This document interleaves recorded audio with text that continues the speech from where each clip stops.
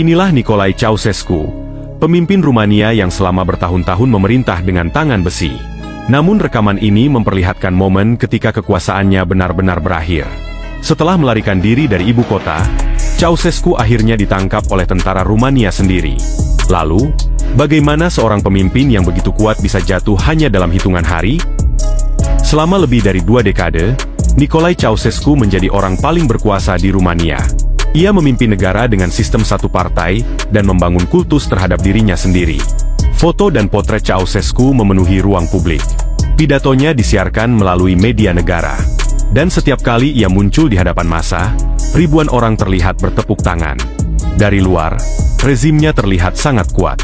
Tetapi di balik gambaran itu, kehidupan masyarakat Rumania semakin sulit. Pada tahun 1980-an, Rumania menghadapi krisis ekonomi yang berat. Ceausescu memiliki utang luar negeri yang besar dan memilih melunasinya dengan sangat agresif. Pemerintah kemudian membatasi konsumsi dalam negeri. Listrik dihemat, pemanas rumah dibatasi, makanan menjadi semakin sulit didapat, antrean panjang menjadi pemandangan sehari-hari.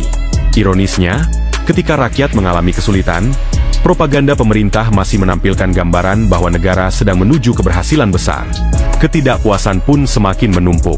Namun selama aparat keamanan dan militer masih setia kepada pemerintah, hampir tidak ada yang menyangka rezim ini akan runtuh dalam waktu dekat. Sampai akhirnya, sebuah demonstrasi kecil di kota Timisoara mengubah semuanya. Pada Desember 1989, masyarakat Timisoara turun ke jalan untuk membela seorang pendeta yang akan dipindahkan secara paksa.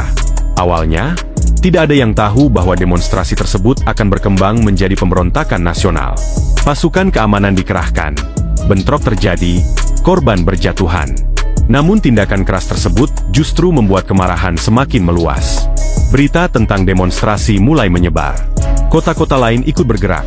Dan dalam beberapa hari, gelombang protes akhirnya mencapai ibu kota, Bukares. Ceausescu kemudian mencoba melakukan sesuatu yang selama bertahun-tahun selalu berhasil. Ia berbicara kepada rakyat. 21 Desember 1989, Ceausescu berdiri di balkon gedung Komite Sentral Partai Komunis di Bukares. Di bawahnya, ribuan orang berkumpul. Ia mulai berpidato seperti biasanya. Namun kali ini sesuatu yang tidak pernah terjadi sebelumnya muncul. Dari tengah kerumunan terdengar teriakan dan ejekan. Ceausescu terlihat kebingungan. Siaran televisi langsung memperlihatkan ekspresinya ketika suasana berubah kacau. Dalam hitungan menit, pidato yang seharusnya menunjukkan kekuatan justru menjadi simbol bahwa pemerintah telah kehilangan kendali. Keesokan harinya, massa memenuhi jalanan. Tentara mulai berbalik melawan rezim. Dan Ceausescu akhirnya melakukan satu-satunya hal yang tersisa. Ia melarikan diri. Pada 22 Desember, Ceausescu dan istrinya, Elena, meninggalkan gedung Komite Sentral menggunakan helikopter. Untuk pertama kalinya setelah puluhan tahun berkuasa, pemimpin Rumania itu menjadi buronan di negaranya sendiri. Namun pelarian mereka tidak berlangsung lama. Helikopter terpaksa mendarat setelah situasi udara menjadi tidak aman. Ceausescu dan Elena kemudian berpindah menggunakan kendaraan. Mereka mencoba mencari tempat aman. Tetapi dalam kekacauan revolusi, mereka akhirnya ditangkap oleh tentara. Dan disinilah rekaman yang kita lihat pada awal video terjadi. Orang yang selama bertahun-tahun menjadi pemimpin paling kuat di Rumania, kini tidak lagi memiliki kendali atas apapun. Ceausescu dan Elena kemudian dibawa ke sebuah pangkalan militer. Pada 25 Desember 1989, mereka menjalani pengadilan militer singkat. Keduanya dinyatakan bersalah atas sejumlah tuduhan, termasuk tindakan terhadap rakyat dan kejahatan ekonomi. Tidak lama kemudian, hukuman mati dilaksanakan.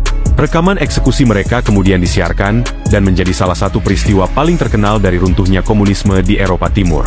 Sementara itu, pemerintahan Ceausescu berakhir.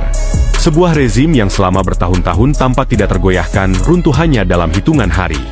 Yang membuat revolusi Rumania begitu luar biasa bukan hanya karena seorang pemimpin digulingkan, tetapi karena perubahan itu terjadi begitu cepat.